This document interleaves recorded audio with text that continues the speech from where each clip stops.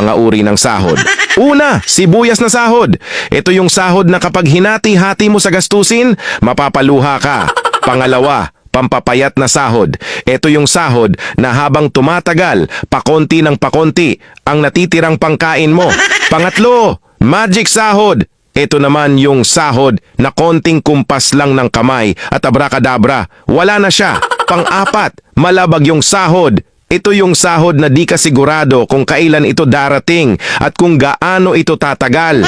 Panglima, corning pelikulang sahod. Ito naman yung sahod na tinatawanan mo na lang para di ka mabwisit. Pang-anim, konserbatibong sahod.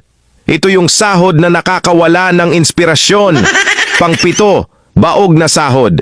Ito naman yung sahod na kahit anong trabaho ang gawin mo, wala pa ring kalalabasan ito. Pang-walo, reglang sahod.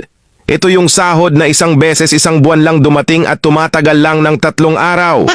Alin sa 8 ang sahod mo?